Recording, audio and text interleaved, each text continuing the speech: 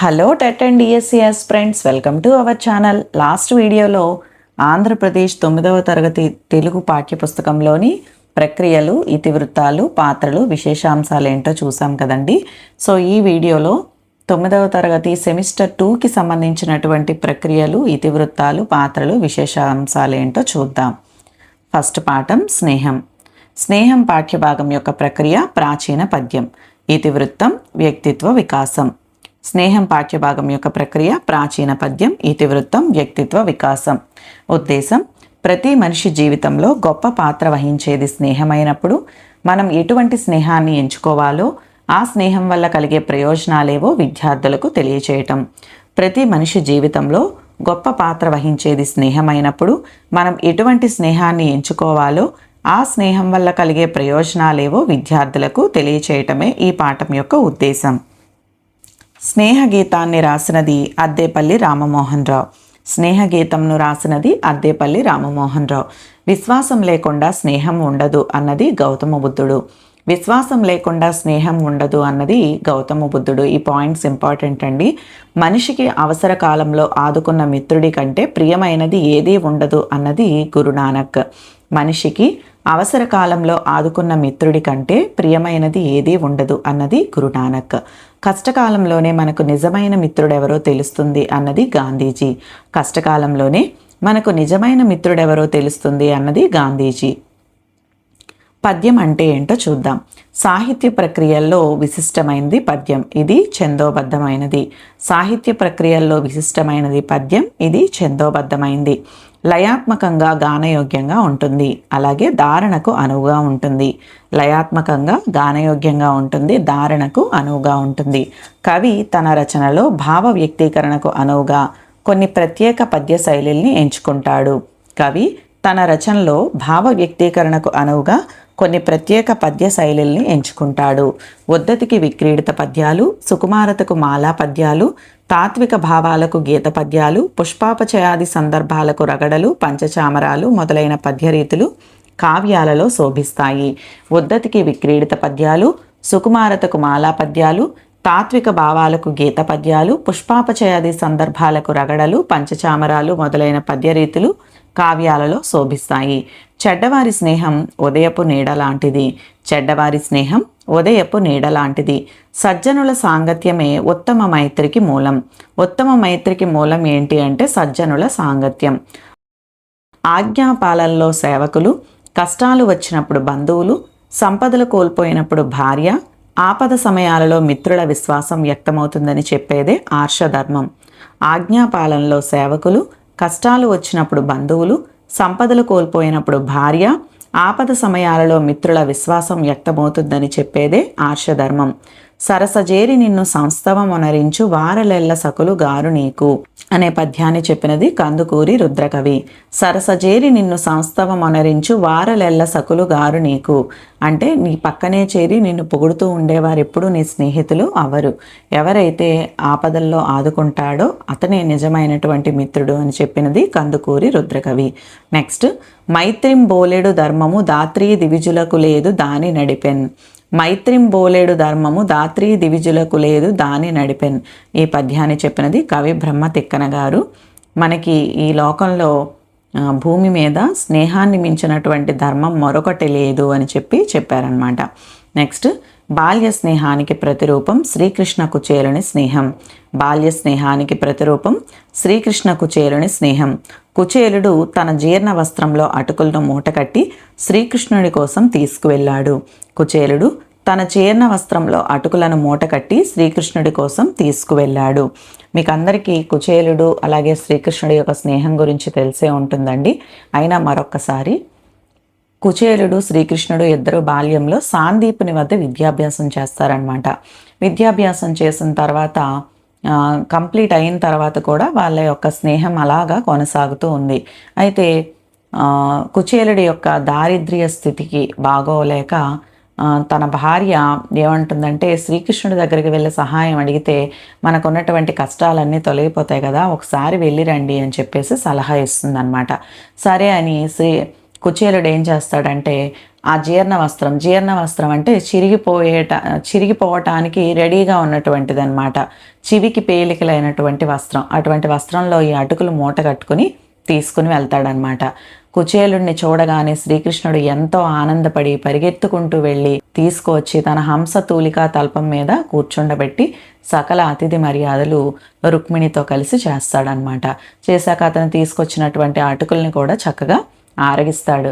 ఆ విధంగా కుచేలుడు అడగకపోయినా సరే శ్రీకృష్ణుడు అతనికి ఇవ్వవలసినటువంటివన్నీ కూడా ఇచ్చి సహాయం చేస్తాడనమాట. ఈ విధంగా బాల్య స్నేహానికి ప్రతిరూపంగా మనం శ్రీకృష్ణ కుచేలుడి యొక్క స్నేహం చెప్పచ్చు. అండ్ అలాగే సత్పురుషుల స్నేహానికి ఉదాహరణ ఏంటి అంటే శ్రీరామ సుగ్రీవుల స్నేహం. సత్పురుషుల స్నేహానికి ఉదాహరణ శ్రీరామ సుగ్రీవుల స్నేహం. అయితే సీతను అన్వేషిస్తూ ఋష్యమూక పర్వత ప్రాంతానికి రామలక్ష్మణులు చేరుకున్నారు. సీతను అన్వేషిస్తూ ఋష్యమూక పర్వత ప్రాంతానికి రామలక్ష్మణులు చేరుకున్నారు. యతి వేషంలో వచ్చినది ఎవరు అంటే హనుమంతుడు. యతి వేషంలో వచ్చినది హనుమంతుడు. సుగ్రీవుని అన్న వాలి. సుగ్రీవుని భార్య రుమ. సుగ్రీవుని యొక్క భార్య రుమ. సత్పురుషుల స్నేహానికి ఉదాహరణగా మనం సుగ్రీవుడు శ్రీరాముడి యొక్క స్నేహం గురించి చెప్పాం కదా. సో వాలికి సుగ్రీవుని యొక్క అన్న వాలి. అయితే వీళ్ళిద్దరికీ ఉన్నటువంటి వైరం కారణంగా ఎక్కడ తనని చంపేస్తాడేమోనన్న భయంతో ఋష్యమూక పర్వతం మీద సుగ్రీవుడు ఉంటాడనమాట. అయితే సీతని అన్వేషిస్తూ వెతుక్కుంటూ వీళ్ళు రాముడు లక్ష్మణుడు ఇద్దరు కూడా ఆ పర్వత ప్రాంతానికి చేరుకుంటారు. వాళ్ళని చూసి తన అన్నే పంపించాడేమోనని సుగ్రీవుడు భయపడి హనుమని వెళ్ళమంటాడనమాట. వాళ్ళెవరు, వాళ్ళ వివరాలు తెలుసుకో అని చెప్పేసి. అప్పుడు హనుమ యతి వేషంలో వెళ్తాడనమాట. వెళ్ళి శ్రీరాముడి యొక్క వివరాలన్నీ తెలుసుకున్న తర్వాత సాక్షాత్తు ఈయన అయోధ్యని పాలించినటువంటి రాజు అని తెలుసుకుని మీ ఇద్దరి యొక్క స్నేహం ఈ లోకానికి అలాగే మాకు ఎంతో సంతోషాన్ని ఇస్తుంది, కాబట్టి సుగ్రీవునితో మైత్రి చేసుకోమని చెప్పి శ్రీరాముడికి చెప్పడం జరుగుతుందనమాట. సరే అని శ్రీరాముడు లక్ష్మణుడు సుగ్రీవుని దగ్గరికి వెళ్తారు. శ్రీరాముడు సుగ్రీవుడు ఇద్దరు కూడా అగ్నిసాక్షిగా మిత్రులవుతారు. అయితే సుగ్రీవుని యొక్క అన్న అయినటువంటి వాలి సుగ్రీవుని భార్య రుమని అపహరిస్తాడనమాట. అలాగే రాజ్యం నుండి వెళ్ళగొడతాడు. దానికి ఒక స్టోరీ ఉంది. మన రామాయణం చెప్పుకునేటప్పుడు చిన్న చిన్న కథలుగా చెప్పుకుందాం. అయితే ఆ విధంగా చేసిన తర్వాత రుమని ఎప్పుడైతే అపహరిస్తాడో ఎలాగైనా సరే దానికి బదులు చెప్పాలని చెప్పి శ్రీరాముడు సుగ్రీవునికి సహాయం చేస్తాడనమాట. వాలిని సంహరిస్తాడు. అదేవిధంగా సీతని వెతకటంలో కీలకమైన పాత్ర పోషిస్తాడు సుగ్రీవుడు. ఈ విధంగా ఒకరికొకరు సహాయం చేసుకుని వాళ్ళిద్దరూ కూడా లోక కళ్యాణానికి కారకులవుతారు. ఈ విధంగా ఉత్తమమైనటువంటి సత్పురుషుల స్నేహానికి ఉదాహరణగా మనం శ్రీరామ సుగ్రీవుల మైత్రి చెప్పచ్చు. ఈరోజు ఒక చిన్న విషయం జరిగిందండి. వీడియోస్ రాయటం ఒక ఎత్తు, రాయటానికి ఒక 2 days టైం పడుతుంది. అండ్ అలాగే వాయిస్ ఇవ్వటానికి ఖచ్చితంగా ఒక 2 hours పడుతుంది. అండ్ ఎడిటింగ్ తర్వాత. అయితే వాయిస్ ఇవ్వటం ఈరోజు ఏం చేశానంటే నేను ఛార్జింగ్ తక్కువ ఉందనుకుంటా, చూడలేదు. స్టార్టింగ్లో కాస్త చెక్ చేసుకుని కంటిన్యూస్గా 1 hour వీడియో చేసేసానండి. చేశాక వాయిస్ చూసుకుంటే అసలు క్లారిటీ లేదనమాట. మళ్ళీ చేయాల్సి వస్తుంది. ఇదే స్టోరీ ఇవే మళ్ళీ నేను చెప్పాల్సి వస్తుంది అనమాట. అంత కష్టపడతామండి మీకోసం. మా ఛానల్ని లైక్ చేయండి, షేర్ చేయండి, కామెంట్ చేయండి, సబ్స్క్రైబ్ చేయటం మర్చిపోకండి. ఓకే, సో నెక్స్ట్ వైర స్నేహానికి ఉదాహరణగా ద్రుపద ద్రోణాచార్యుల కథ చెప్పచ్చు. వైర స్నేహానికి ఉదాహరణగా ద్రోణాచార్యుల కథ చెప్పొచ్చు. అయితే ద్రుపదుడు ద్రోణుడు ఇద్దరూ కూడా భరద్వాజ ఆశ్రమంలో అగ్నివేశుడు అనే గురువు వద్ద సకల విద్యల్ని అభ్యసించారనమాట. ద్రుపదుడు ద్రోణుడు ఇద్దరు భరద్వాజ ఆశ్రమంలో అగ్నివేశుడు అనే గురువు వద్ద సకల విద్యల్ని అభ్యసించారు. బాల్యం కంప్లీట్ అయిపోయిన తర్వాత ద్రుపదుడు అనంతర కాలంలో రాజ్యానికి రాజు అవుతాడనమాట. ద్రోణుడి యొక్క పరిస్థితి బాగోక ఉదర పోషణార్థం పరశురాముడి దగ్గరికి వెళ్తాడు. అయితే పరశురాముడు అప్పటికే దాన ధర్మాలు చేయటం వలన ద్రోణాచార్యుడికి ఏం చెప్తాడంటే, నా దగ్గర ఏమీ లేదు ఇవ్వటానికి, అస్త్రశస్త్ర విద్యలు నేర్పగలను అంటే, సరే అదే నేర్పండి అని చెప్పేసి ద్రోణాచార్యుడు పరశురాముడి దగ్గర అస్త్రశస్త్ర విద్యల్ని నేర్చుకుంటాడు. అయితే ఆ విధంగా అయిన తర్వాత ద్రోణుడు ఏం చేస్తాడంటే, సరే కనీసం ఆవునైనా సరే దానంగా అడుగుదామని చెప్పి ద్రౌపదుడి దగ్గరికి వెళ్ళటం జరుగుతుందన్నమాట. కానీ ద్రౌపదుడు ఏం చేస్తాడంటే ద్రోణుడిని అవమానిస్తాడు. ఎట్లా అంటే, సమానమైనటు స్వభావము, విద్య, సంపద, ప్రవర్తన కలవారి మధ్య మాత్రమే స్నేహం ఏర్పడుతుంది. నీతో నాకు స్నేహితం ఏమిటంటూ తమ బాల్య స్నేహాన్ని అవహేళన చేసింది ఎవరు అంటే ద్రుపదుడు. ఏమంటాడంటే ద్రుపదుడు, సమానమైన స్వభావము, విద్య, సంపద, ప్రవర్తన కలవారి మధ్య మాత్రమే స్నేహం ఏర్పడుతుంది, నీతో నాకు స్నేహం ఏమిటి అని చెప్పేసి ద్రౌపదుడు ద్రోణాచార్యుడిని అనడం జరుగుతుందన్నమాట. ఆ అవమాన భారంతో కృంగిపోయినటువంటి ద్రోణుడు తర్వాత కాలంలో పాండవులకు కౌరవులకు గురువుగా అన్ని విద్యలు వాళ్ళకి నేర్పి ద్రౌపదుడిని బంధించి పట్టి తెచ్చి ఇమ్మని చెప్పేసి ద్రోణుడు తన ఉత్తమ శిష్యుడైనటువంటి అర్జునుడిని గురుదక్షిణ అడుగుతాడనమాట. ఈ విధంగా వీళ్ళ యొక్క వైర స్నేహం అనేది ఈ విధంగా జరిగిందనమాట. సో నెక్స్ట్, దుష్టులతో సహవాసం జీవితాన్ని ఎలా బలి తీసుకుంటుంది అనటానికి నిదర్శనం కర్ణ దుర్యోధనుల మైత్రి. దుష్టులతో సహవాసం జీవితాన్ని ఎలా బలి తీసుకుంటుంది అనటానికి నిదర్శనం కర్ణ దుర్యోధనుల మైత్రి. కర్ణుణ్ణి అంగరాజ్యానికి రాజుగా చేసినది ఎవరు అంటే దుర్యోధనుడు. కర్ణుణ్ణి అంగరాజ్యానికి రాజుగా చేసినది ఎవరు అంటే దుర్యోధనుడు. వీళ్ళది స్వార్థ స్నేహం అన్నమాట. ఈ స్వార్థ స్నేహం దీని గురించి చూసుకుంటే కుమారస్త్ర విద్యా ప్రదర్శన జరుగుతుందన్నమాట. జరుగుతూ ఉంటే వీళ్ళందరూ కూడా ఓన్లీ రాజులు మాత్రమే అందులో పార్టిసిపేట్ చేయాలని చెప్పేసి కర్ణుణ్ణి అవమానించడం జరుగుతుంది. నేను సింపుల్గా చెప్పేస్తున్నానండి. మనం రామాయణం, మహాభారతం అలాంటివి చెప్పుకునేటప్పుడు ఈ స్టోరీస్ అన్నీ కూడా చెప్పుకుందాం డీటెయిల్డ్గా. అయితే ఈయన అవమాన భారంతో ఉంటే దుర్యోధనుడికి అర్థమవుతుందనమాట కర్ణుడి యొక్క శౌర్య పరాక్రమాలు. కాబట్టి ఆయన ఏం చేస్తాడంటే, ఇతన్ని నేను నా దగ్గర పెట్టుకుంటే పాండవుల్ని నేను ఈజీగా ఓడించగలను అని ఒక కుయుక్తితో ఏం చేస్తాడు, అంగరాజ్యానికి రాజుగా చేస్తాడనమాట. అంగరాజ్యానికి అంటే సమస్త భూమండలంలో నన్ను ఒక రాజుగా నిలబెట్టావు కాబట్టి నేను నీకేమి ఇవ్వగలను అని చెప్పేసి కర్ణుడు అడిగితే, నువ్వు నాకేం ఇవ్వద్దు, నాతో ఉండాలి, నాతో స్నేహం చేయాలి అని దుర్యోధనుడు అడగడం జరుగుతుందన్నమాట. అందుకని మనస్సాక్షి హెచ్చరించిన విదురుడు హెచ్చరిస్తాడు. అలాగే కుంతీదేవి ప్రాధేయపడుతుంది. అదేవిధంగా శ్రీకృష్ణుడు కూడా మందలిస్తాడు. ఎన్ని చేసినా సరే తనిచ్చిన మాట కట్టుబడి ఆ దుర్యోధనుడితో కలిసి దుష్ట చతుష్టయంలో ప్రధాన పాత్రగా కర్ణుడు మిగిలిపోయాడనమాట. సో వీళ్ళది స్వార్థ స్నేహం. నెక్స్ట్, సైమన్ కమిషన్ 1928 మార్చి 2న బొంబాయిలో అడుగుపెట్టింది. సైమన్ కమిషన్ 1928 మార్చి 2న బొంబాయిలో అడుగుపెట్టింది. పోలీసులకు ధైర్యంగా రొమ్ము చూపిస్తూ రండిరా కాల్చండిరా అంటూ ముందుకొచ్చినది ఎవరు అంటే ఆంధ్రకేసరి టంగుటూరి ప్రకాశం. పోలీసులకు ధైర్యంగా రొమ్ము చూపిస్తూ రండిరా కాల్చండిరా అంటూ ముందుకొచ్చినది ఆంధ్రకేసరి టంగుటూరి ప్రకాశం. ప్రకాశం గారు 1872 ఆగస్టు 23న ప్రకాశం జిల్లా వినోదరాయనిపాలెంలో జన్మించారు. ప్రకాశం గారు 1872 ఆగస్టు 23న ప్రకాశం జిల్లా వినోదరాయనిపాలెంలో జన్మించారు. ప్రకాశం గారి తల్లిదండ్రులు సుబ్బమ్మ, గోపాలకృష్ణయ్య. ప్రకాశం గారి తల్లిదండ్రులు సుబ్బమ్మ, గోపాలకృష్ణయ్య. ప్రకాశం గారు ఎవరితో కలిసి నాటకాలు వేసేవారు అంటే చిలకమర్తి లక్ష్మీనరసింహం గారితో. ప్రకాశం గారు చిలకమర్తి లక్ష్మీనరసింహం గారితో కలిసి నాటకాలు వేసేవారు.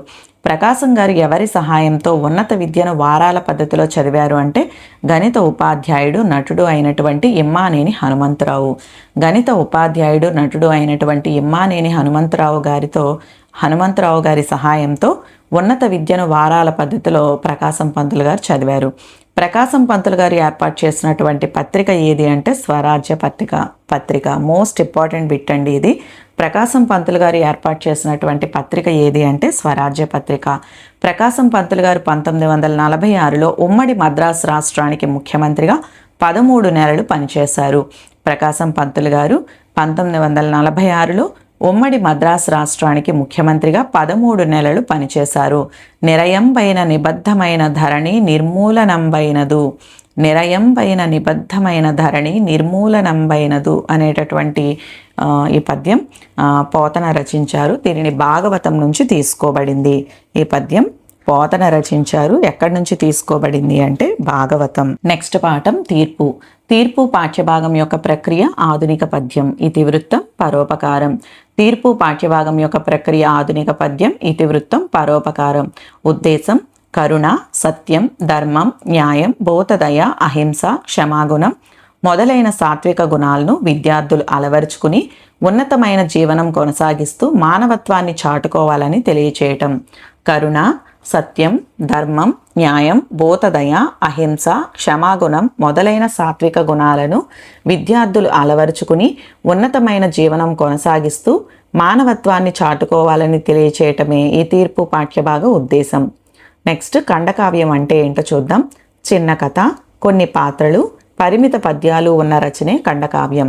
చిన్న కథ, కొన్ని పాత్రలు, పరిమిత పద్యాలు ఉన్న రచన ఖండకావ్యం. దీనిలో వ్యర్థ పదాలకు వర్ణనలకు అవకాశం ఉండదు. మహాకావ్యాలలోని రసవత్తరమైన ఘట్టాలను, పాత్రలను, చారిత్రక దేశభక్తి సన్నివేశాలు మొదలైన వాటిని రమణీయంగా వ్యక్తీకరించటం దీని యొక్క ప్రత్యేకత.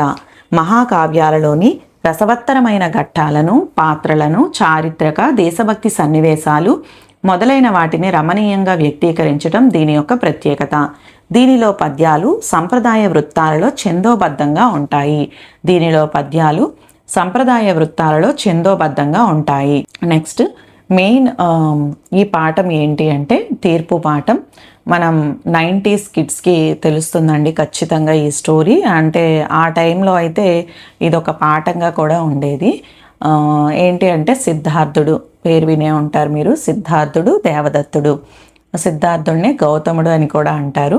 అయితే వీళ్ళిద్దరూ ఒకసారి వనవిహారానికి వెళ్తారనమాట. వనవిహారానికి వెళ్తే ఆకాశంలో ఉన్నటువంటి మరాల గుంపు అంటే హంసల గుంపుని చూసి దేవదత్తుడు ముచ్చటపడి ఏం చేస్తాడు, ముచ్చటపడి వెంటనే బాణాన్ని సంధిస్తాడనమాట. దానివలన ఒక హంస నేల కూలుతుందనమాట. వెంటనే గౌతముడు అయ్యో అని చెప్పేసి ఆ హంసని తీసుకుని నిమిరి చక్కగా దాని ప్రాణాలను రక్షిస్తాడనమాట. వెంటనే దేవదత్తుడు ఏమంటాడంటే, నేను హంసని నేల కూల్చాను కాబట్టి హంస నాకే చెందుతుంది అని చెప్పేసి దేవదత్తుడు, లేదు హంసని నేను రక్షించాను కాబట్టి హంస నాకే చెందుతుందని గౌతముడు, ఇద్దరు వాదులాడుకుంటారనమాట. వాదులాడుకుని న్యాయాధికారి దగ్గరికి వెళ్తారు. న్యాయాధికారి తీర్పు ఏమనిస్తాడు అంటే, ఆ హంసని మధ్యలో నిల్చోబెట్టి ఇద్దరూ పిలవండి హంసని. హంస ఎవరి దగ్గరికి అయితే వెళ్తుందో ఆ హంస వాళ్ళకే చెందుతుంది అని చెప్పేసి న్యాయాధికారి తీర్పు ఇవ్వటం జరుగుతుందన్నమాట. అప్పుడు ఖగమా ఇటురా ఎటంచు విభ్రాంత మనమ్ముతో కటుకరమ్ములతో చటుల స్వరమ్ముతో అని పిలిచింది ఎవరు అంటే దేవదత్తుడు అనమాట. ఖగమా ఓ పక్షి, ఇటురా అని విభ్రాంత మనమ్ముతో కటుకరమ్ములతో అంటే కఠినమైనటువంటి స్వరమ్ముతో గంభీరంగా దేవదత్తుడు పిలవటం జరుగుతుంది. అదే సమయంలో చెల్లి రావే మంచి మల్లి రావే, కల్పవల్లి రావే పాల వెళ్ళి రావే అంటూ హంసని గౌతముడు పిలుస్తాడనమాట. చెల్లి రావే మంచి మళ్ళీ రావే, కల్పవల్లి రావే పాల వెళ్ళి రావే అని గౌతముడు పిలవగానే ఎంతో ఆప్యాయంగా హంస గౌతముడి దగ్గరికి వెళ్ళటం జరుగుతుందన్నమాట. ఈ స్టోరీ వినే ఉంటారు. అయితే మనకి ఇక్కడ పద్య రూపంలో ఇవ్వటం జరిగిందనమాట. ఆధునిక పద్య రూపంలో ఈ స్టోరీని ఇవ్వటం జరిగింది. నెక్స్ట్ జీవులన్నీ దేవత ముందు సమానమే అయినప్పుడు కొన్నిటిని బలివ్వటం కాళీమాతకు క్రోధం కలిగించే అంశమని జంతు బలిని అడ్డుకుని ప్రజల ఆగ్రహానికి గురి అయినటువంటి ధీశాలి ఎవరు అంటే రాజా రామ్మోహన్ రాయ్. జీవులన్నీ దేవత ముందు సమానమే అయినప్పుడు కొన్నిటిని బలివ్వటం కాళీమాతకు క్రోధం కలిగించే అంశమని జంతు బలిని అడ్డుకుని ప్రజల ఆగ్రహానికి గురి అయినటువంటి దీశాలి రాజా రామ్మోహన్ రాయ్. కొతుకులు లేక విస్తరము గూడక శంకకు సందునీకయా, కొతుకులు లేక విస్తరము గూడక శంకకు సందునీకయ అనేటటువంటి పద్యాన్ని రాసినది వావిలికొలను సుబ్బారావు. ఇది ఎక్కడి నుంచి తీసుకోబడింది అంటే శ్రీ మదాంధ్ర వాల్మీకి రామాయణం నుంచి తీసుకోబడింది. నెక్స్ట్ లెసన్ మాట మహిమ పాఠ్యభాగం యొక్క ప్రక్రియ ఆధునిక పద్యం, ఇతివృత్తం, జీవన విధానం. ఉద్దేశం మాట తీరు బాగోలేకపోతే ఎదురయ్యే కష్ట నష్టాలను తెలియచేయటం, మాట విలువను తెలుసుకుని యోగ్యతతో కూడిన మాటలనే మాట్లాడటం అలవరుచుకునేలా చేయటం. మాట తీరు బాగోలేకపోతే ఎదురయ్యే కష్ట నష్టాలను తెలియచేయటం, మాట విలువను తెలుసుకుని యోగ్యతతో కూడిన మాటలనే మాట్లాడటం అలవరుచుకునేలా చేయటం. నెక్స్ట్ ఆధునిక పద్యం అంటే ఏంటో చూద్దాం. పద్య ముఖ్య లక్షణం ఛందస్సు. పద్య ముఖ్య లక్షణం ఛందస్సు. పద్యాల్లో వృత్తాలు, జాతులు, ఉపజాతులు ఉంటాయి. పద్యాల్లో వృత్తాలు, జాతులు, ఉపజాతులు ఉంటాయి. ఆధునిక రచయితలపై కూడా ప్రాచీన పద్య ప్రభావం ఎంతైనా ఉంది. అందుకే ఆధునిక రచయితలు తమ భావాలను ప్రాచీన పద్య శైలిలో ఛందోబద్ధంగా రచించటం జరుగుతుంది. ఆధునిక రచయితలపై కూడా ఈ ప్రాచీన పద్య ప్రభావం ఉండటం వలన ఆధునిక రచయితలు తమ భావాలను ప్రాచీన పద్య శైలిలో ఛందోబద్ధంగా రాస్తున్నారన్నమాట. ఆధునిక పద్యంలో పద్య శైలి ప్రాచీన పద్య లక్షణాలతోనే ఉంటుంది, కానీ వస్తువు ఆధునికమైనదిగా ఉంటుంది. ఆధునిక పద్యంలో పద్య శైలి ప్రాచీన పద్య లక్షణాలతోనే ఉంటుంది, కానీ వస్తువు ఆధునికమైనదిగా ఉంటుంది. నెక్స్ట్, దేశమనియడి దొడ్డ వృక్షం ప్రేమలను పూలెత్తవలెనోయ్, నరుల చెమటను తడిసి మూలం ధనం పంటలు పండవలెనోయ్ అని అన్నది గురజాడ. దేశమనియడి దొడ్డ వృక్షం ప్రేమలను పూలెత్తవలెనోయ్, నరుల చెమటను తడిసి మూలం ధనం పంటలు పండవలెనోయ్ అన్నది ఎవరు అంటే గురజాడ. మాట మహిమ పాఠంలో కేవలం ఆధునిక పద్యాలే ఉన్నాయండి. ఈ ఆధునిక పద్యాలు మనకి ఈజీగా సింపుల్గానే మనకి ఒకవేళ ఇచ్చినా సరే అర్థం అవుతాయి, కాబట్టి వీటిలో అంత ఇంపార్టెంట్గా చెప్పేవేమీ లేదు. అయితే కొలకలూరి స్వరూపారాణి గారు రాశారు కదా ఈ పద్యాలు, అసలు అద్భుతం అన్నమాట. అందులో ఒక పద్యం నాకు చాలా ఇష్టమైనటువంటి పద్యం. అది ఒక్కసారి అంటే చాలా అసలు ఆమెకి ఆ ఆలోచన ఎంత చక్కగా వచ్చిందా అనిపించింది. నాకు బాగా నచ్చినటువంటి పద్యం ఒక్కసారి వినండి. ఊరకుండక తన లీల సారె పైన సృష్టికర్త కులాలుడై చేసే పెద్దలోక బాండము మూయగా మూకుడొకటి చేయమరిచెను అక్కడే చేటు వచ్చు. సృష్టికర్త అయినటువంటి భగవంతుడంట ఊరుకోకుండా ఏం చేశాడంట, కులాలుడై అంటే కుమ్మరివాడై ఒక పెద్ద లోక భాండము, కుమ్మరివాడిలాగా ఒక పెద్ద పాత్రని తయారు చేశాడంట సృష్టికర్త అయినటువంటి భగవంతుడు. ఏంటా పాత్ర? నోరు అనేటటువంటి పాత్ర మనిషికి ఇచ్చాడనమాట. అయితే ఇవ్వటం అయితే ఆ విధంగా చేశాడు, కానీ మూకుడొకటి చేయమరిచెను, మన నోటికి మూత వేయటం మర్చిపోయాడంట. మన నోరు అనే ఒక పెద్ద పాత్రని సృష్టికర్త భగవంతుడు చేసి దానికి మూత వేయటం మర్చిపోయాడంట. దానివల్లనే ఈ చేటంతా వచ్చిందనమాట. మన ఇష్టం వచ్చినట్టు మాట్లాడుతూ ఉంటాం కదా, సో దాని గురించి ఈ పద్యాలు ఇవ్వటం జరిగింది. ఇది జస్ట్ ఒక పద్యం అండి, కానీ ఇందులో ఉన్నటువంటి పద్యాలన్నీ కూడా వేటికి అవే సాట్ అనమాట. చాలా బాగుంటాయి. మీకు ఎప్పుడైనా వీలున్నప్పుడు ఒకసారి చదవండి. ఓకే. నెక్స్ట్, చైనా దేశంలోని భారీ ప్రాజెక్టు గురించి వర్ణించినటువంటి ఇంజనీర్ ఎవరు అంటే డాక్టర్ కేఎల్ రావు. చైనా దేశంలోని భారీ ప్రాజెక్టు గురించి వర్ణించినటువంటి ఇంజనీర్ ఎవరు అంటే డాక్టర్ కేఎల్ రావు. మకర ముఖాంతరస్తమగు మానికమున్ బెకలింపవచ్చుబా, మకర ముఖాంతరస్తమగు మానికమున్ బెకలింపవచ్చుబా అనేటటువంటి పద్యాన్ని రాసినది ఏనుగు లక్ష్మణ కవి గారు. భర్తృహరి సుభాషితం నుంచి తీసుకోబడిందనమాట. నెక్స్ట్, మాటలు వచన కవితను రాసినది బివివి ప్రసాద్. మాటలు వచన కవితను రాసినది బివివి ప్రసాద్. నెక్స్ట్ పాఠం రంగస్థలం. ఈ రంగస్థలం పాఠంలో ఉన్నటువంటి చాలా బిట్స్ అండి, చాలా ఇంపార్టెంట్ బిట్స్ కూడా. అయితే మీరు కన్ఫ్యూజ్ అవుతారేమో, అన్ని బిట్స్ కూడా చదవాలి కదా అంటే మ్యాక్సిమం ఇది ఇంపార్టెంట్ అది ఇంపార్టెంట్ అని కాకుండా నేను ప్రతి లైన్ కూడా మీకు కవర్ చేసిస్తున్నటువంటి బిట్స్ ఇవి. మీకు ఇంకా ఇంపార్టెంట్వి మీరు ఈజీగా గుర్తుపెట్టుకునేలాగా నేను షార్ట్స్లో మళ్ళీ రాసి అప్లోడ్ చేస్తాను. సో వాటిని కూడా మీరు అంటే ఏవైతే ఇంపార్టెంటో అవే మీరు ఈజీగా గుర్తుపెట్టుకునేలాగా నేను రాసి మీకు షార్ట్స్లో అప్లోడ్ చేస్తాను. సో షార్ట్స్ కూడా ఎప్పటికప్పుడు చూస్తూ ఉండండి. సో రంగస్థలం పాఠ్యభాగం యొక్క ప్రక్రియ వ్యాసం, ఇతివృత్తం, సంస్కృతి. రంగస్థలం పాఠ్యభాగ ప్రక్రియ వ్యాసం, ఇతివృత్తం, సంస్కృతి. ఉద్దేశం, నాటక రంగం గురించి దాని ఔన్నత్యం గురించి వివరించటం. ఉద్దేశం, నాటక రంగం గురించి దాని ఔన్నత్యం గురించి వివరించటం. వ్యాసం అంటే ఏంటి అంటే ఒక విషయం గురించిన సమాచారాన్ని, విశేషాలను పాఠకులకు అర్థమయ్యేలా సంగ్రహంగా రాసే ప్రక్రియను వ్యాసం అంటారు. ఒక విషయం గురించిన సమాచారాన్ని, విశేషాలను పాఠకులకు అర్థమయ్యేలా సంగ్రహంగా రాసే ప్రక్రియను ఏమంటారంటే వ్యాసం అని అంటారు. వ్యాసానికి ఒక స్పష్టమైన ప్రారంభం, వివరణ, ముగింపు అనే లక్షణాలు ఉంటాయి. వ్యాసానికి ఒక స్పష్టమైన ప్రారంభం, వివరణ, ముగింపు అనే లక్షణాలు ఉంటాయి. రచయిత విషయాన్ని కూలంకషంగా పరిశీలించి అవసరమైన సమాచారాన్ని క్రోడీకరించి వ్యాసాన్ని రూపొందిస్తారు. వ్యాసానికి ఒక స్పష్టమైనటువంటి ప్రారంభం, వివరణ, ముగింపు అనే లక్షణాలు ఉంటాయి. రచయిత విషయాన్ని కూలంకషంగా పరిశీలించి అవసరమైన సమాచారాన్ని క్రోడీకరించి వ్యాసాన్ని రూపొందిస్తారు.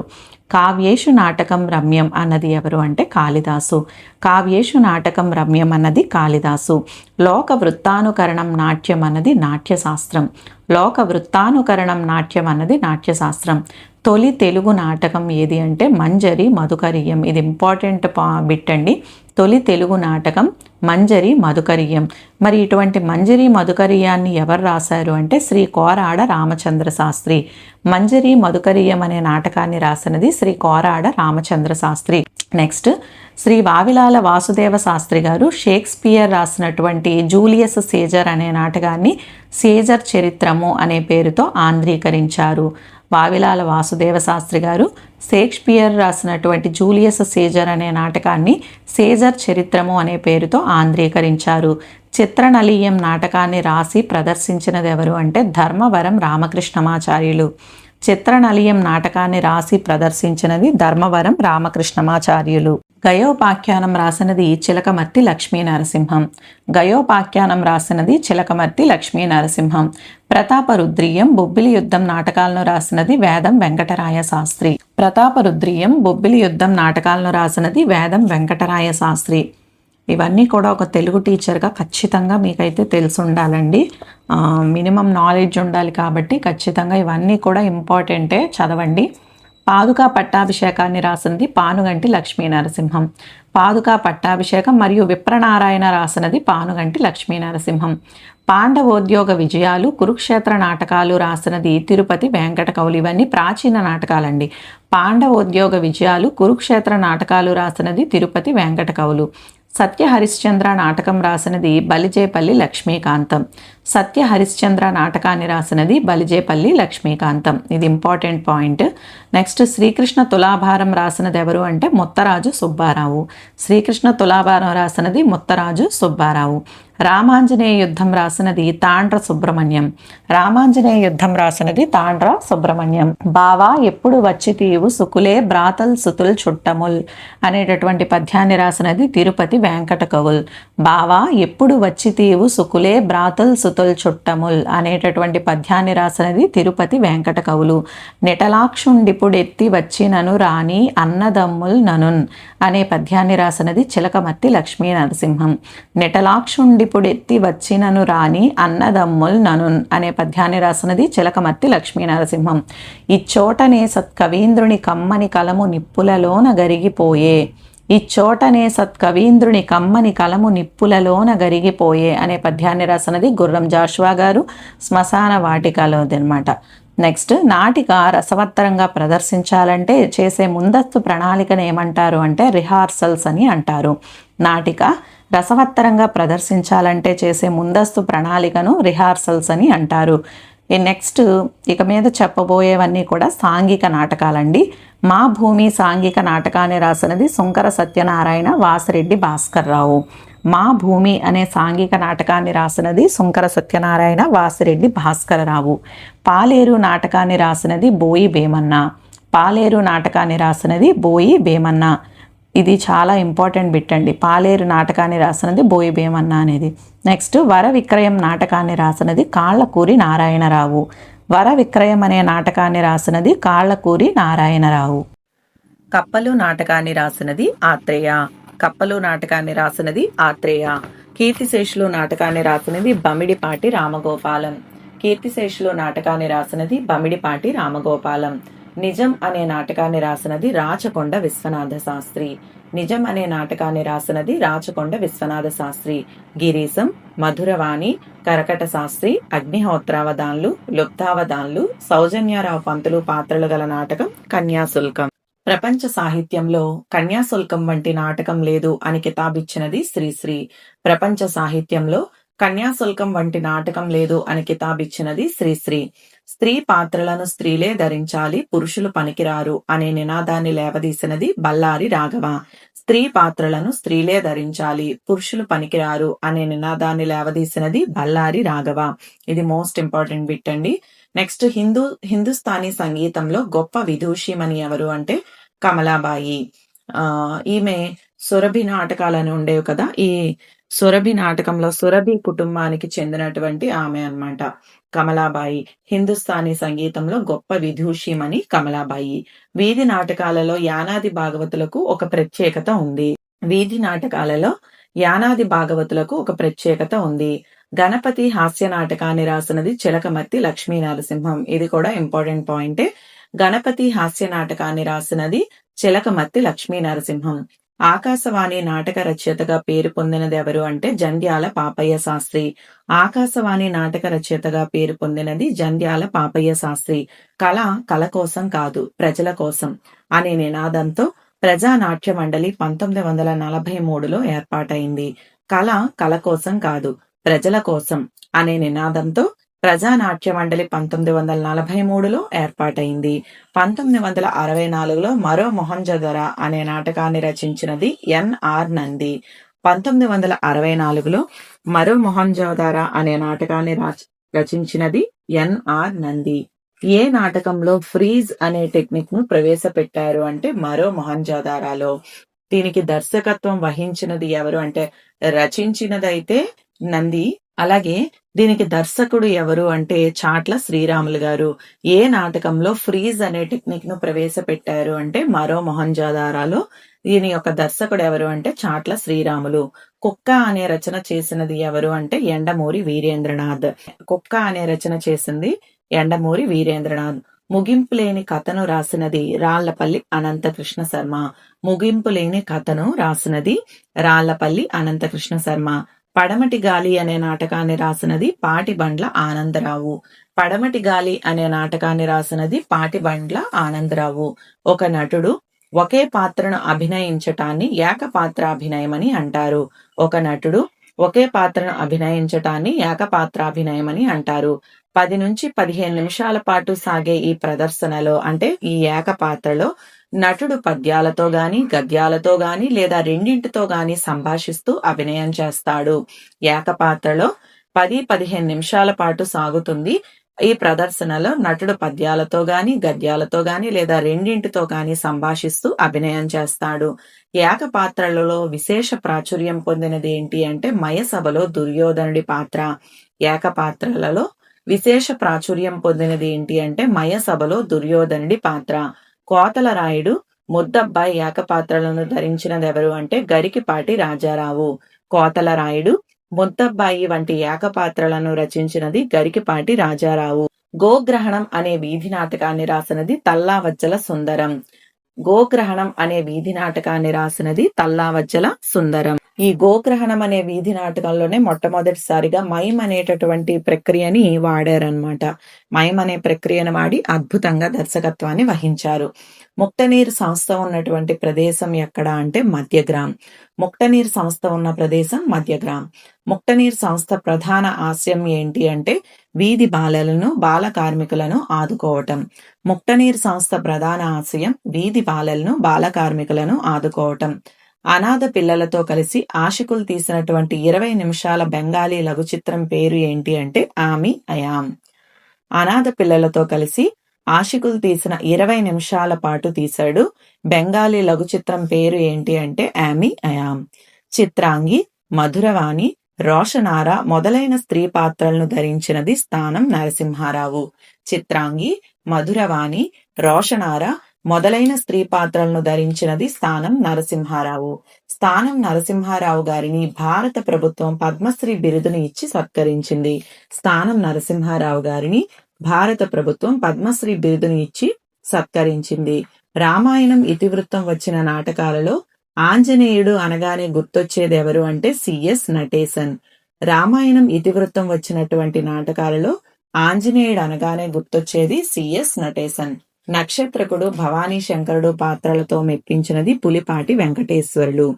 నక్షత్రకుడు భవానీ శంకరుడు పాత్రలతో మెప్పించినది పులిపాటి వెంకటేశ్వరులు. సత్య హరిశ్చంద్ర పాత్ర ద్వారా గుర్తింపు పొందిన నటుడు ఎవరు అంటే డివి సుబ్బారావు. సత్య హరిశ్చంద్ర పాత్ర ద్వారా గుర్తింపు పొందిన నటుడు డివి సుబ్బారావు.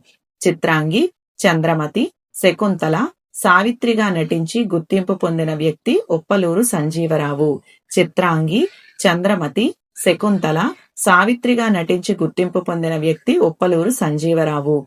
కంసుడు, యముడు, రావణుడు, శిశుపాలుడు, జరాసంధుడు వంటి రౌద్ర పాత్రలకు పెట్టింది పేరు వేమూరి గగ్గయ్య.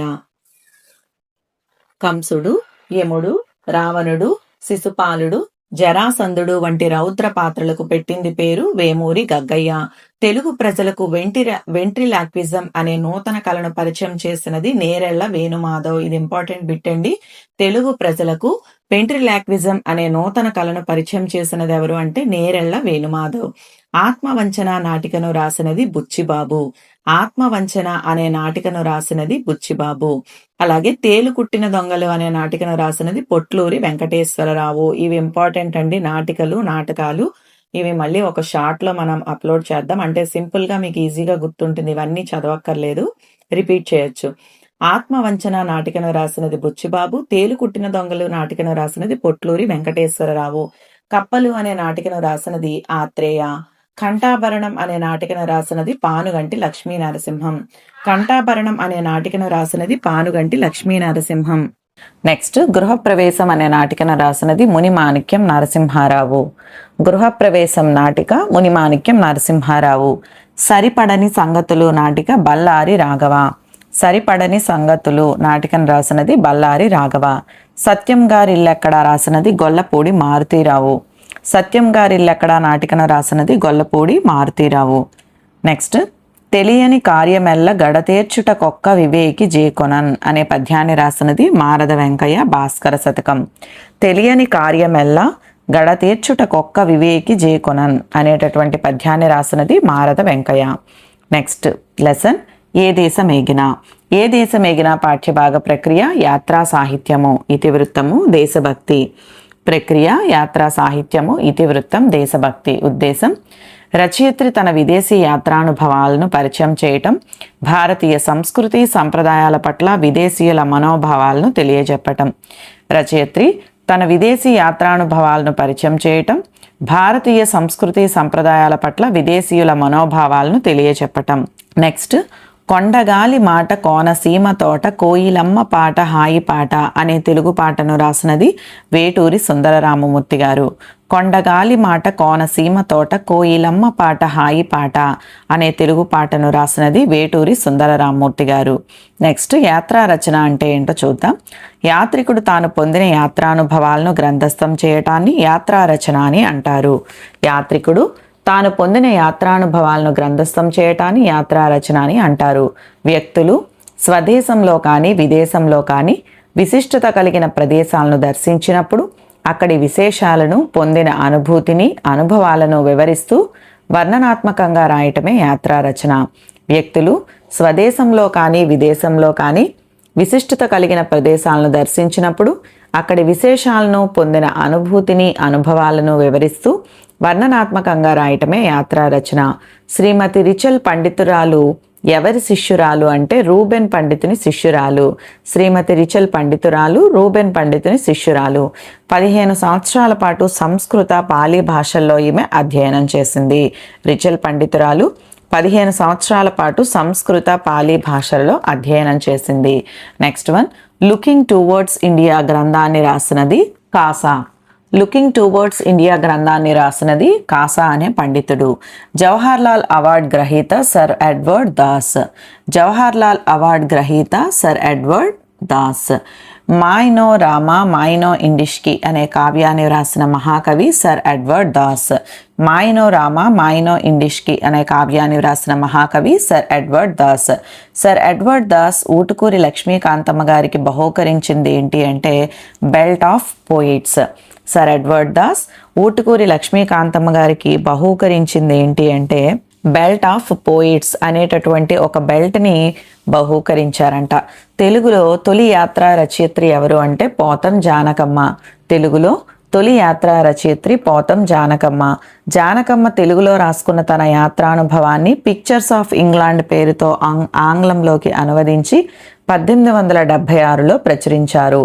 జానకమ్మ తెలుగులో రాసుకున్నటువంటి తన యాత్రానుభవాన్ని పిక్చర్స్ ఆఫ్ ఇంగ్లాండ్ పేరుతో ఆంగ్లంలోకి అనువదించి 1876లో ప్రచురించారు. పిక్చర్స్ ఆఫ్ ఇంగ్లాండ్ గ్రంథాన్ని తెలుగులోకి అనువదించినది Kalidasu Purushottam. Pictures of England గ్రంథాన్ని తెలుగులోకి అనువదించింది ఎవరు అంటే కాళిదాసు పురుషోత్తం. నెక్స్ట్ 1923లో కాకినాడలో కాంగ్రెస్ మహాసభలు జరిగాయి. కాంగ్రెస్ మహాసభలు 1927లో ఏ ప్రాంతంలో జరిగాయి అంటే కాకినాడలో. ఆంధ్ర మహిళా సభ వ్యవస్థాపకురాలు దుర్గాబాయ్ దేశ్ముఖ్. ఆంధ్ర మహిళా సభ వ్యవస్థాపకురాలు దుర్గాబాయ్ దేశ్ముఖ్. అటజని కాంచే గ్రంథకర్త ఎండ్లూరి సుధాకర్. అటజని కాంచే గ్రంథకర్త ఎండ్లూరి సుధాకర్. ఇనుప తెర వెనుక గ్రంథకర్త రావూరి భరద్వాజ. ఇనుప తెర వెనుక గ్రంథకర్త రావూరి భరద్వాజ. నవభారతి గ్రంథకర్త ఎవరు అంటే మాలతీ చెందూర్. నవభారతి గ్రంథకర్త మాలతీ చెందూర్. రష్యాలో స్నేహయాత్ర గ్రంథకర్త వాసా ప్రభావతి. రష్యాలో స్నేహయాత్ర గ్రంథకర్త ఎవరు అంటే వాసా ప్రభావతి. నెక్స్ట్ నేను చూసిన అమెరికా గ్రంథకర్త అక్కినేని నాగేశ్వరరావు. నేను చూసిన అమెరికా గ్రంథకర్త అక్కినేని నాగేశ్వరరావు. కాశీ యాత్రా చరిత్ర గ్రంథకర్త ఎవరు అంటే ఏనుగుల వీరాస్వామి. కాశీ యాత్రా చరిత్ర గ్రంథకర్త ఏనుగుల వీరాస్వామి. కారే రాజులు రాజ్యముల్ గలుగవే గర్వోన్నతిం బొందరే అనే పద్యాన్ని రాసినది బమ్మెర పోతన భాగవతం నుంచి తీసుకోబడింది. కారే రాజులు రాజ్యముల్ గలుగవే గర్వోన్నతిం బొందరే అనే పద్యాన్ని రాసినది బమ్మెర పోతన. నెక్స్ట్ పాఠం నా చదువు. నా చదువు పాఠ్యభాగం యొక్క ప్రక్రియ స్వీయ చరిత్ర. ఇతివృత్తం స్ఫూర్తి. నా చదువు పాఠ్యభాగ ప్రక్రియ స్వీయ చరిత్ర, ఇతివృత్తం, స్ఫూర్తి. ఉద్దేశం విద్యాభ్యాసం కోసం ఎంతోమంది ఎన్ని ఆటంకాలు వచ్చినా ఎదురీది వివిధ ప్రయత్నాలు చేసి సఫలీకృతులైన వ్యక్తుల జీవిత విశేషాలను తెలియజేసి వారి బాటలో నడిచేలా చూడటం, దేశాభివృద్ధికి పాటుపడేలా చేయటం ఈ పాఠం యొక్క ఉద్దేశం. విద్యాభ్యాసం కోసం ఎంతోమంది ఎన్ని ఆటంకాలు వచ్చినా ఎదురీది వివిధ ప్రయత్నాలు చేసి సఫలీకృతులైన వ్యక్తుల జీవిత విశేషాలను తెలియజేసి వారి బాటలో నడిచేలా చూడటము, దేశాభివృద్ధికి పాటుపడేలా చేయటము ఈ పాఠం యొక్క ఉద్దేశం. నన్ను సముద్రపు టొడ్డున వదిలేయండి అని మువ్వల చేతికర్ర వచన కవితను రాసినది ఎవరు అంటే శిఖామణి. నన్ను సముద్రపు టొడ్డున వదిలేయండి అనేటటువంటి మువ్వల చేతికర్ర వచన కవితను రాసినది శిఖామణి. ఆత్మకథ అంటే ఏంటో చూద్దాం. వ్యక్తి తన జీవిత అనుభవాలు, అభిప్రాయాలను కలబోసి తనకు తానే రాసుకునేటటువంటి సాహితీ ప్రక్రియే ఆత్మకథ. వ్యక్తి తన జీవిత అనుభవాలు, అభిప్రాయాలను కలబోసి తనకు తానే రాసుకునే సాహితీ ప్రక్రియ ఆత్మకథ. తనకై తాను రాసుకున్నటువంటి జీవిత చరిత్ర అవి ఆత్మకథలే అయినా సామాజిక జీవితాన్ని కూడా ప్రతిబింబిస్తాయి. తనకై తాను రాసుకునేటటువంటి జీవిత చరిత్రే ఆత్మకథ. అవి ఆత్మకథలే అయినా సరే సామాజిక జీవితాన్ని కూడా ప్రతిబింబిస్తాయి. నెక్స్ట్ ఇది ఆత్మకథ అనేది ఉత్తమ పురుష కథనంలో ఉంటుంది. ఆత్మకథ అనేది ఉత్తమ పురుష కథనంలో ఉంటుంది. ఆత్మకథలను చదవటం ద్వారా పాఠకుడు రచయితతో కలిసి పయనిస్తున్నట్లు అనుభూతి చెందుతాడు. ఆత్మకథలను చదవటం ద్వారా పాఠకుడు రచయితతో కలిసి పయనిస్తున్నట్లు అనుభూతి చెందుతాడు. శ్రీపాద సుబ్రహ్మణ్యం గారు చదువు కోసం మొట్టమొదట వెళ్ళినటువంటి పొరుగురు వల్లూరు. శ్రీపాద సుబ్రహ్మణ్యం గారు చదువు కోసం మొట్టమొదట వెళ్ళినటువంటి పొరుగురు ఏంటి అంటే వల్లూరు. శ్రీపాద సుబ్రహ్మణ్య శాస్త్రి గారి గురువు గుంటూరు సీతారామ శాస్త్రి. శ్రీపాద సుబ్రహ్మణ్య శాస్త్రి గారి గురువు గుంటూరు సీతారామ శాస్త్రి. గుంటూరు సీతారామ శాస్త్రి గారి స్వగ్రామం ఏంటి అంటే జల్లిసీమలో మోగళ్ళు. గుంటూరు సీతారామ శాస్త్రి గారి స్వగ్రామం జల్లిసీమలో మోగళ్ళు. కొడవటిగంటి కుటుంబరావు 1909 అక్టోబర్ 28న గుంటూరు జిల్లా తెనాలిలో జన్మించారు. కొడవటిగంటి కుటుంబరావు 1909 అక్టోబర్ 28న గుంటూరు జిల్లా తెనాలిలో జన్మించారు. కొడవటిగంటి వారి రచనలు మోస్ట్ ఇంపార్టెంట్ అండి. ఇవన్నీ కూడా నవలలు ఏంటి అంటే వారసత్వము, ఐశ్వర్యము, ఎండమావులు, చదువు. కొడవటిగంటి వారి రచనల్లో నవలలు ఏంటి అంటే వారసత్వము, ఐశ్వర్యము, ఎండమావులు, చదువు. అలాగే ఈయన రాసిన కథలు కొత్త జీవితం, నిరుద్యోగం, అద్దె కొంప, బాహకుడు. అద్దె కొంప ఇంపార్టెంట్ అండి. కథలు కొత్త జీవితము, నిరుద్యోగము, అద్దె కొంప, బాహకుడు. నెక్స్ట్ నాటికలు రంపపు కోత, నిరాకరణ, మహాకవి. నాటికలు రంపపు కోత, నిరాకరణ, మహాకవి. గల్పికలు మాయాపోరు, భూతదయ, ధర్మయుద్ధం.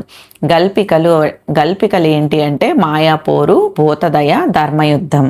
గల్పిక అంటే అర్థం చిన్న కథ అండి. గల్పికలు మాయాపోరు, భూతదయ, ధర్మయుద్ధం. ఈ జగత్తుకు స్థలం, కాలం అనే కొలతలతో పాటు బుద్ధి అనేది కూడా కొలతగా పనిచేస్తుందని, దీనినే బుద్ధి కొలతవాదం అనే పేరుతో ప్రతిపాదించినటువంటి కొడవటిగంటి గారు 1980 ఆగస్టు 17న మరణించారు. ఈ జగత్తుకు స్థలం, కాలం అనే కొలతలతో పాటు బుద్ధి అనేది కూడా కొలతగా పనిచేస్తుందని, దీనినే బుద్ధి కొలతవాదం పేరుతో ప్రతిపాదించినటువంటి కొడవటిగంటి గారు 1980 ఆగస్టు 17న మరణించారు. నెక్స్ట్ యల్లాప్రగడ సుబ్బారావు గారు 1896 జూలై 1వ తేదీన రాజమండ్రిలో జన్మించారు. యల్లాప్రగడ సుబ్బారావు గారు 1896 జూలై 1వ తేదీన రాజమండ్రిలో జన్మించారు.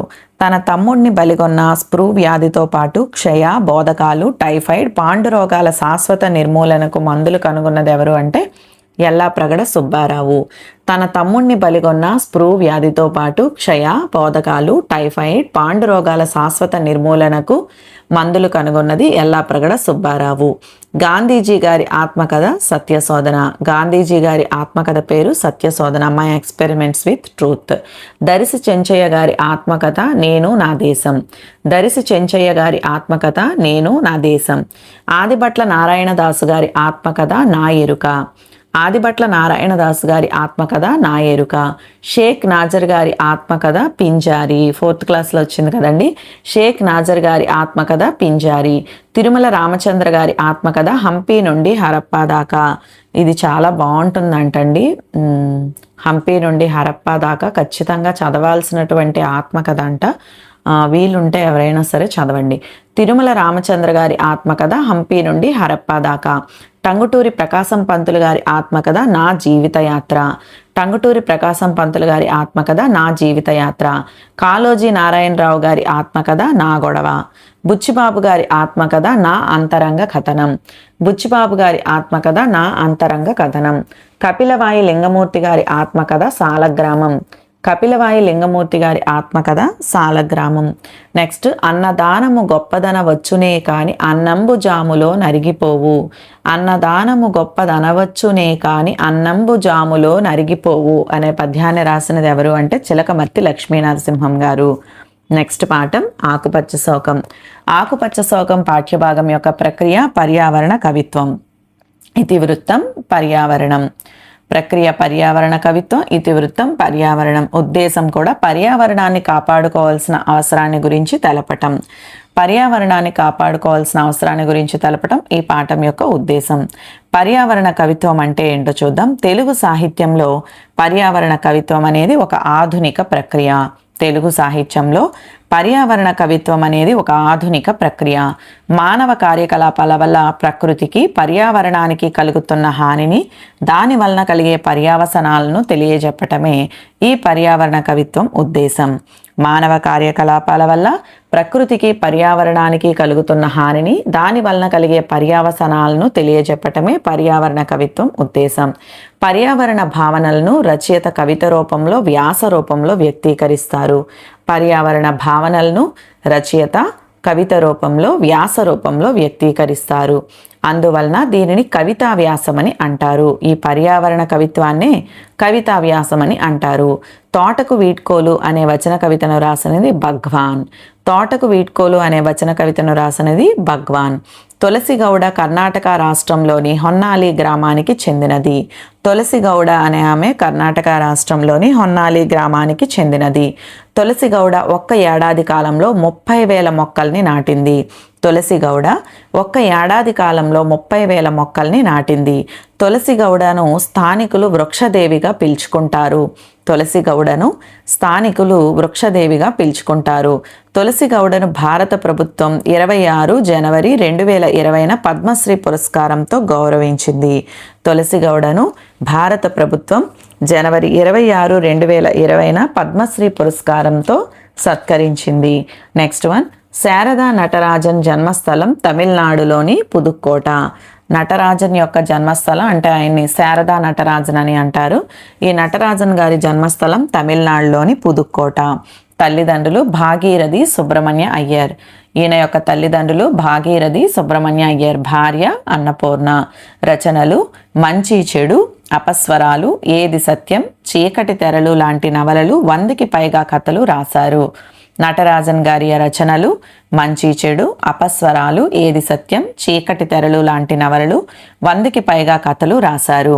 నటరాజన్ గారి కలం పేరు శారద, అందుకే ఈయన్ని శారదా నటరాజన్ అని అంటారు. ఈయన యొక్క కలం పేరు శారద. ఇంచుక జీవనంబు గ్రహించి కృతజ్ఞత మిన్నుముట్టగా అనే పద్యాన్ని రాసినది గెడ్డాపు సత్యం గారు. కవితా వైజయంతి నుంచి తీసుకోబడింది. ఇంచుక జీవనంబు గ్రహించి కృతజ్ఞత మిన్నుముట్టగా అనే పద్యాన్ని రాసినది గెడ్డాపు సత్యం గారు. సో ఇవండి 9th క్లాస్ సెమిస్టర్ 2కి సంబంధించినటువంటి హోల్ పాయింట్స్ అన్నీ కూడా. సో నెక్స్ట్ వీడియోలో 9వ తరగతి ఉపవాచకానికి సంబంధించినటువంటి ఇంపార్టెంట్ పాయింట్స్తో కలుద్దాం. Thank you.